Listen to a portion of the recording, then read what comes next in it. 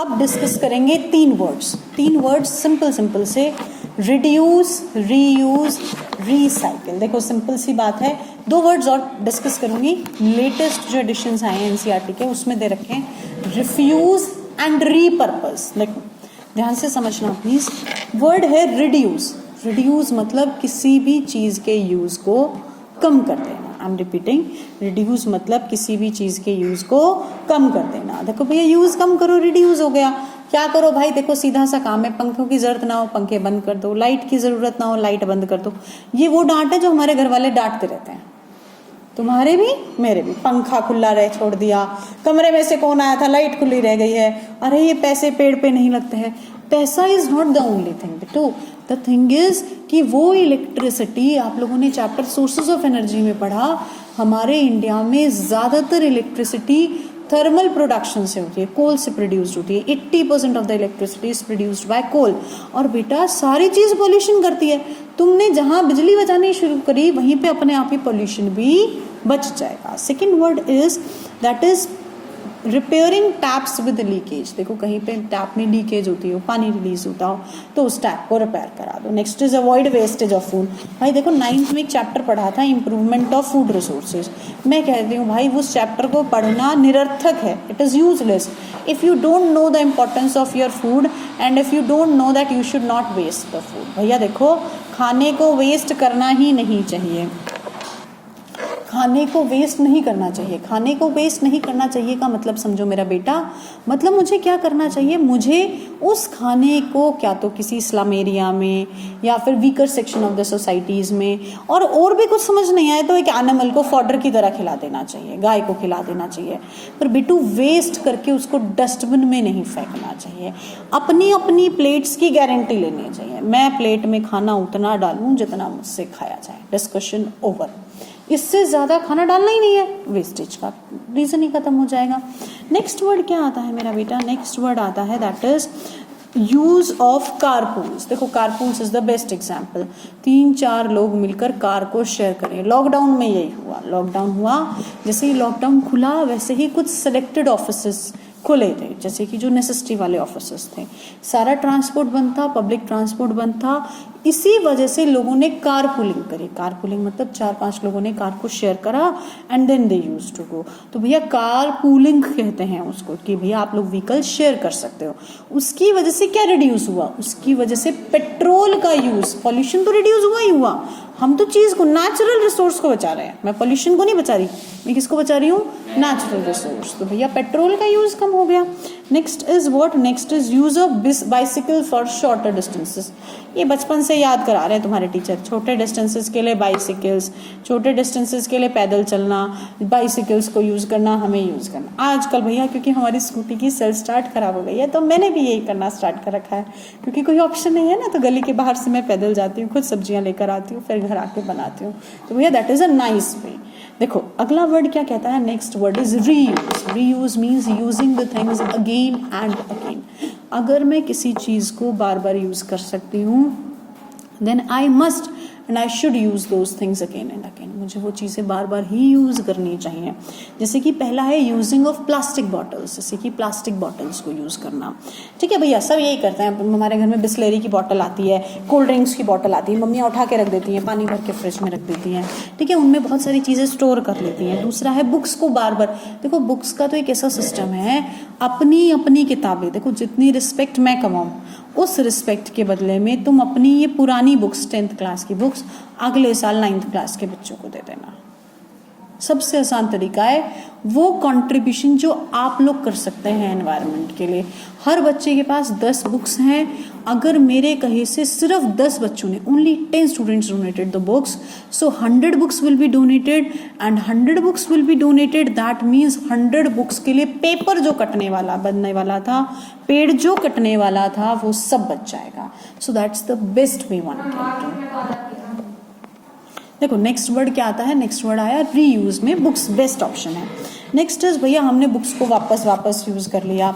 अगला वर्ड आता है दैट इज द रीसाइक्लिंग। भैया देखो रीसाइक्लिंग यूज कर सकते हैं। रीसाइक्लिंग का मतलब क्या हुआ, रीसाइक्लिंग का मतलब हुआ देखो भैया कि प्लास्टिक की bottle, paper, polythene, metal items, ये सारी चीज़ें मम्मी दिवाली की सफाई में निकालेंगी। और जब मम्मी इनको दिवाली की सफाई में निकालेंगी तो मम्मी कबाड़ी वाले को ढूंढते हैं, एंड दैट कबाड़ी वाला is the best way for recycling the things. He is the communicator for recycling the things. वो आपके घर से पुराने अखबार, पुराने पेपर, न्यूज़पेपर, उसके अलावा भैया जो देखो तुम्हारी पुरानी बुक्स हो गई, ऐसे टूटी हुई बाल्टी हो गई, फटे हुए भैया वो ऐसे जो भी सारी चीज़ें जो रिसाइकल्ड हो सकती हैं, he take those things and go to the industries. जहाँ इंडस्ट्रीज हैं वहाँ जाता है। अच्छा वो भी पता है क्या करते हैं, थोड़ी देर में बताती हूँ अगला वर्ड।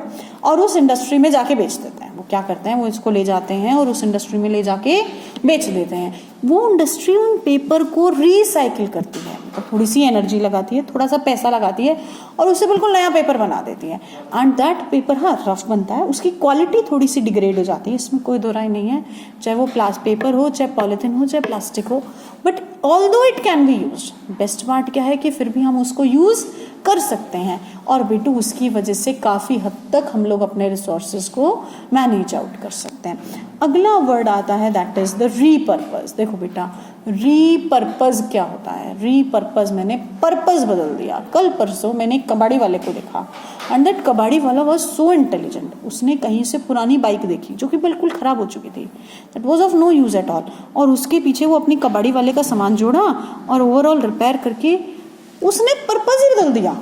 देखो मेरे दिमाग में क्या था, ये काम की नहीं है, इसको कबाड़ में बेचो, इसका लोहा गिलेगा और लोहे से सामान आ जाएगा। नहीं, कभी देखना उसने दिमाग लगाया, भाई ये तो ठीक हो सकती है, इसमें थोड़ा सा दिमाग, और इट इज़ द रीपर्पजिंग। मैंने चीज़ की पर्पज को चेंज कर दिया मेरा बेटा। देखो उसको रीपर्पज कहते हैं। मैंने क्या करा, हाँ मैंने वेस्टेज नहीं करी, वो वेस्टेज थी, सिर्फ पैसा इंपॉर्टेंट नहीं है। मैं फिर एक चीज़ कह रही हूँ, when you read the chapter environment, आप चैप्टर पैसे को दिमाग से बहुत दूर रखते हैं। आप कहते हैं आपकी प्रायोरिटी सिर्फ और सिर्फ एनवायरमेंट है। देखो बहुत अच्छी चीज़ है, चीज़ें रीपर्पस्ड होती हैं। रीपर्पस्ड होती है मतलब बार बार अलग अलग तरीके से यूज़ हो रही हैं और जिसकी वजह से ये काम हो रहा है। मैं रीपर्पज के लिए एक वीडियो ढूंढ रही हूँ, if I found it I will 100% upload it. Bangalore में घर है जो कि रीपर्पस्ड होम है, रीपर्पस्ड होम है, 100% उसकी वीडियो ढूंढ के अपलोड करूंगी, चाहे रात में से जागना पड़े। और वो रीपर्पस्ड होम मतलब वो सिर्फ वेस्ट से बनाया गया, सिर्फ वेस्ट से बनाया गया। मतलब किसी के घर की लकड़ी टूट गई, बेच दी, वो खरीद के उससे घर बनाया। कांच, पेपर, प्लास्टिक, मेटल, जो चीज़ें खराब हो चुकी थी, जो हम बेसिकली कबाड़ी मार्केट में छोड़ जाते हैं, कबाड़ में दे देते हैं, उन सभी चीज़ों को एक्यूमुलेट करके खरीद के एक इंसान ने 2 या 2.5 मंजिला घर बनाया बैंगलोर में। मैंने वो लिटरली वीडियो देखी थी, that house is extraordinary beautiful. देखो यार, लोग चाहें तो अपने दिमाग की मेंटालिटी को चेंज कर सकते हैं। So that is the known as word repurpose. और आखिरी वर्ड है रिफ्यूज। नहीं जी, हमसे तो नहीं हो पाएगा। One should know how to speak NO no. सबको पता होना चाहिए नहीं कैसे कहना है। दोस्त ने कहा चल आ जाना भाई, बाइक पे चक्कर लगा के आता है। नहीं भाई नहीं, ये नहीं कहना आना चाहिए। दैट नहीं वर्ड इज द रिफ्यूज। मैं मना करूं, मैं जरूरत ही नहीं है मेरे को तो जाने की। पेट्रोल बर्बाद, एनवायरमेंट, पेट्रोल बर्बाद हो रहा है, टाइम बर्बाद हो रहा है, तुम्हारी पढ़ाई। देखो भैया जो साइकिल पे बुलाने आए ना घुमाने के लिए, उससे कहना देख भाई एक्सरसाइजेज के लिए साइकिलिंग पे चलता है, दैट इज गुड, बिल्कुल चलते हैं भाई। साइकिलिंग करना is a part of exercising, one must go, walking करनी चाहिए, एक्सरसाइज के लिए साइकिलिंग भी करनी चाहिए। पर भैया अगर देखो सिर्फ रोमिंग के लिए इधर उधर जा रहे हो कि चलो टाइम पास हो जाएगा, घर वालों से छुटकारा मिल जाएगा, तो that is wrong. Although cycling करनी चाहिए, मैंने वैसे भी कहा शॉर्ट डिस्टेंसेस के लिए साइकिल्स यूज करनी चाहिए, और साइकिलिंग फिजिकल एक्सरसाइजेस का पार्ट है। देखो इस कोरोना टाइम ने एक चीज़ बहुत अच्छे से समझा दी, सबसे ज़्यादा इम्पॉर्टेंट चीज़ जो आपके काम आएगी, जो कभी ख़त्म नहीं होगी, दैट इज़ योर बॉडी। कितना था petrol petrol petrol petrol, lockdown होते ही पेट्रोल ख़त्म। लॉकडाउन हुआ, सारे व्हीकल्स चलने बंद हो गए, सारी फ्लाइट्स बंद हो गई, सब कुछ बंद हो गया, पेट्रोल वाले खाली हो गए। भाई इंडिया के सर्वाइव होने का एक लौता कारण है इंडिया की इम्यूनिटी।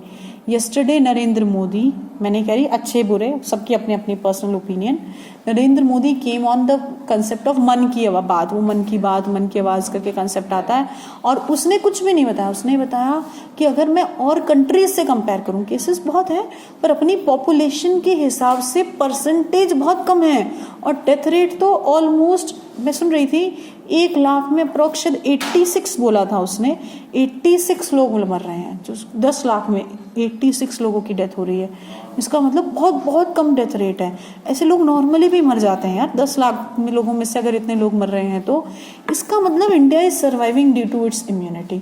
मेरी मम्मी ने कोरोना का वेट नहीं करा था सब्जी में हल्दी डालने के लिए, बचपन से खिला रही है हल्दी, बचपन से सर्दियाँ आते गूंद के लड्डू खिला रही हैं, ये सारी चीजें हमारी इम्यूनिटी बढ़ा रही हैं। तो देखो बेटू, cycling is a part of immunity, one should do it. देखो रिफ्यूज मतलब मना करना, देखो भाई कोई तुमसे कहे आजा भाई होली खेलते हैं, नहीं भाई नहीं, होली ड्राई कलर से खेलेंगे, नहीं कहना आना चाहिए। अब भाई दिवाली अरे पटाखे, बोले नहीं भैया नहीं ना, पटाखे नहीं, क्यों नहीं पटाखे क्यों नहीं छुटाएंगे? देखो पटाखे इसीलिए नहीं छुटाएंगे, ओवरऑल वो क्या करेगा, ओवरऑल भैया वो कहीं ना कहीं पॉल्यूशन कॉज करेगा।